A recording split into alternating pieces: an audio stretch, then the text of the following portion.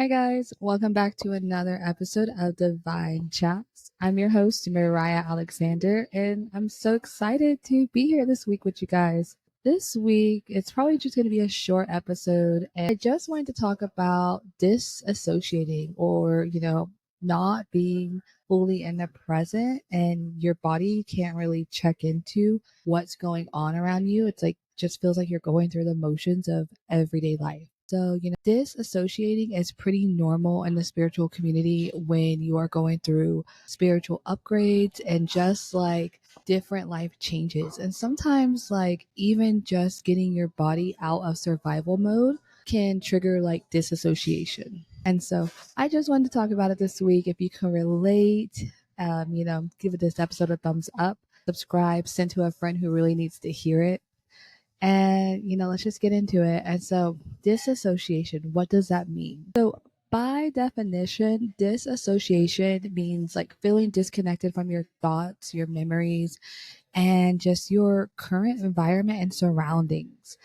And this has been happening for me lately, and I really didn't understand why. And, my typical practices of like grounding or meditation or working out, like, have not been working like my usual tools, tips, and tricks. And so it just led me to go within and like really figure out, like, okay, well, why am I disassociating? And, what feels shocking to me right now? And so that's going to be tip number one. We're going to have to find like the trigger or the root or the cause, like what is causing the disassociation for you. And you could just start thinking like, is there anything traumatic that has happened to me in the past few weeks or even last few months? Because sometimes while we're going through things, like, we don't have time to process things and process our emotions and process our feelings. And so the disassociation can come after, when your body's out of flight or, sorry, when your body is out of fight or flight mode. And that's just completely normal. And so it's completely normal if, you thought like, no, like, I already got through that traumatic event, that breakup, that crisis, it's over with. And so, like, why am I feeling weird now that my life is calmed down? But when we honestly look at it in the mirror and reflect on it, we didn't process our emotions and our feelings during the actual trauma that occurred. And so that's just step number one. It's like, you're going to have to sit and dig deep and think, like, even if it's something that you think you already got over, like, what is causing the trigger for your life right now? And how can you allow your body and allow your mind to fully, like, just express itself and to fully feel those emotions?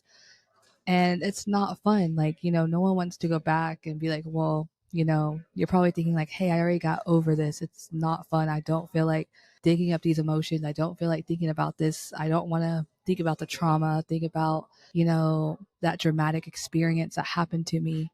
I'm over it. I've been over it. I'm ready to move forward. But when our body starts telling us something is wrong, that's when we need to slow down and actually listen and take the time to do the work. So that's tip number one. Tip number two, you're not going to like this one either, probably, but this is what's going to help get through the disassociation so you can get back to who you are and you can feel like yourself again. So, tip number two is going to be to actually, like, basically now you need to just like do nothing, like, as much as you can. I know we all have jobs, we all have responsibilities, and we all have our daily lives that we have to attend to. But tip number two is going to be outside of all those things. Like, how can you give your body that space to do nothing and to actually feel and process what's going on? And you should know what it is if you did step one.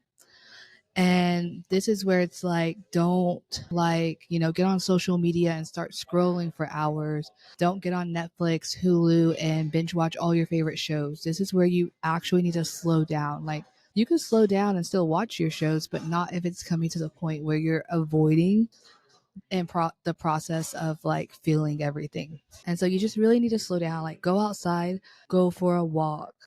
Like, grounding's going to help. Sometimes it's not going to help fully, but it's still going to help, like moving your body. Go to the gym and like really just slow down life and don't avoid. Like, if your body is like, hey, it doesn't feel like doing anything, like, sit down and rest and don't force yourself to just go, go, go, go. Like, honestly, just do nothing. Maybe get a book out, read a book, get a game out, do like a jigsaw puzzle or something old fashioned to get your mind like where you could just be. And so that's tip number 2 is just um practice being like do whatever you think you can do that involves doing nothing to where you can actually give your mind and body that space and rest to do nothing. So that's tip number 2. Now let's get to tip number 3. So tip number 3 is going to be like taking your power back because you've been disassociating, and by this point after reflecting and doing all the tips of tip number 1 and tip number 2, now you could take your power back. And now we need to get you back to being who you are and thriving and moving forward. And so my tip is take your power back and really just try to find the joy. Like, don't think so much about like why things are not working for you and focus more on your happiness. Like, what is one thing that will bring you happiness today? Is it a coffee? Is it, going to see your favorite friend? Maybe going to the movie theater?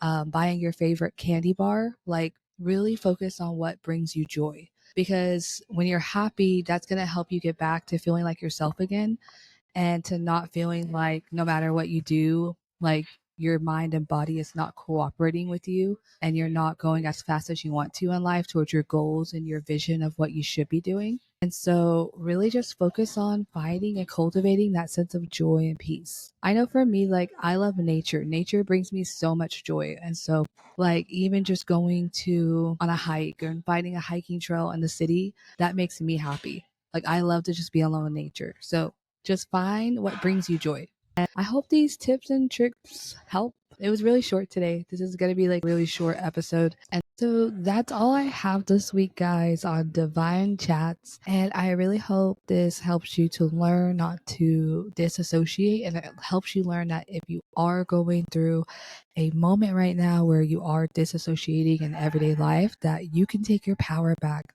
Use these steps, use these tools. It's going to help so much. And, for more tips and tricks on healing, check out my other episodes. Send it to a friend who needs to hear it. And also, if you loved it, comment, leave me a freaking review. I would love a review. Give me your honest opinion. Let me know if this really helps. And, check out my Instagram and my handles and let me know like what you guys want to hear more about, because, sometimes like we just need to hear it several times or hear it in different ways from different people to really grasp concepts and really help us like along our own healing journeys. And so thank you guys so much for joining me this week. And also, if you're ready for one-on-one mentorship, check out my link below. I am so excited to offer my shadow work container. And if you don't know already, shadow work is like you doing the work that is like your shadow side, the hidden part, your subconscious mind. Your subconscious mind controls how you show up and how you react in everyday life. And sometimes like we are unintentionally living out the same patterns from our childhood and from like the limitations that the world put on us. And we don't have to. That's what my shadow work container is for. If you're ready to dive deep and do the healing work and have a guide and mentor lead you through, lead you through. And yeah, I'm so excited. So check back in later this week. We'll have another episode and have a good week. Bye.